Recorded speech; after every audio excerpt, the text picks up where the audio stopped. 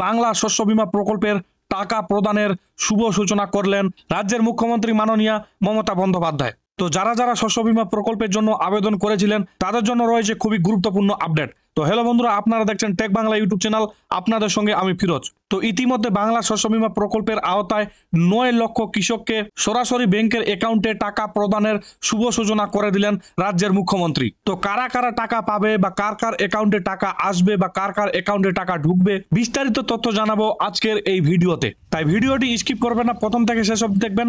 পাশাপাশি চ্যানেলে নতুন হলে চ্যানেলটিকে সাবস্ক্রাইব করে বেল আইকনটি ক্লিক করে রাখবেন পরবর্তীতে লেটেস্ট আপডেট বা নতুন ভিডিওর নোটিফিকেশন পেতে। তো বাংলা শস্য বীমা প্রকল্পে টাকা পাঠানোর শুভ সূচনা করা নিয়ে মুখ্যমন্ত্রী মাননীয়া মমতা বন্দ্যোপাধ্যায় তার নিজের সোশ্যাল মিডিয়া হ্যান্ডেলে পোস্ট করেছেন। তো প্রথমে আমরা দেখে নেব সেই পোস্টটি। সেই পোস্টে আমাদের রাজ্যের মুখ্যমন্ত্রী মাননীয়া মমতা বন্দ্যোপাধ্যায় কি বলেছেন। তো আপনারা স্ক্রিনে দেখতে পাচ্ছেন রাজ্যের মুখ্যমন্ত্রী মাননীয়া মমতা বন্দ্যোপাধ্যায় যে টুইট করেছেন বা সোশ্যাল মিডিয়া হ্যান্ডেলে যে পোস্ট করেছেন সেই পোস্টটি। তো কি বলেছেন এই পোস্টে জেনে নিব প্রথমে।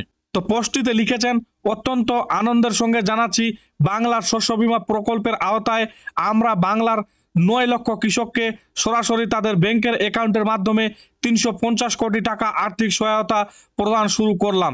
চলতি খরিফ মরশুমে প্রতিকূল আবহাওয়ার কারণে যে সকল কৃষকের চাষের ক্ষতি হয়েছিল তাদের এই সহায়তা করা হচ্ছে।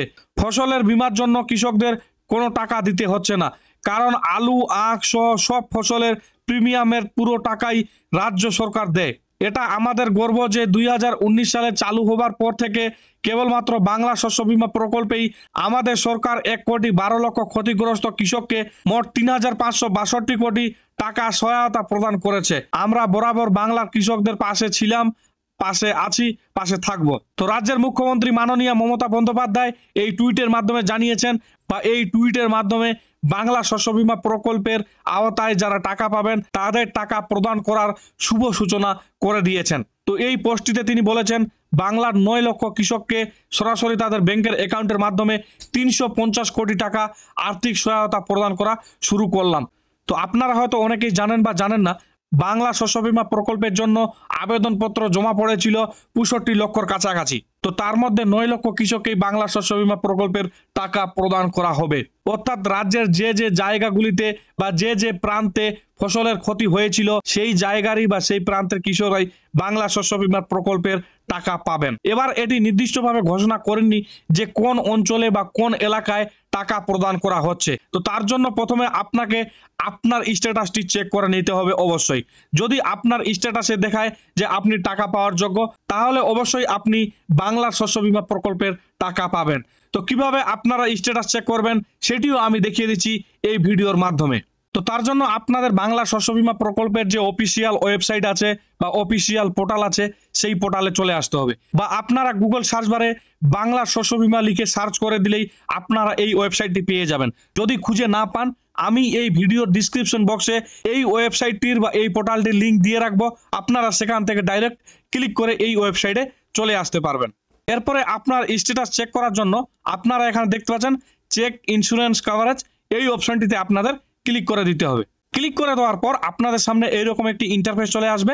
এরপরে আপনারা এখানে দেখতে পাচ্ছেন ইন্টার ভোটার কার্ড। তো এখানে আপনার ভোটার কার্ডের নাম্বার বা ইপিকের নাম্বারটি ইনপুট করে দিবেন বা বসিয়ে দিবেন। বসিয়ে দেওয়ার পর এখানে আপনারা দেখতে পাচ্ছেন সিলেক্ট সেশন।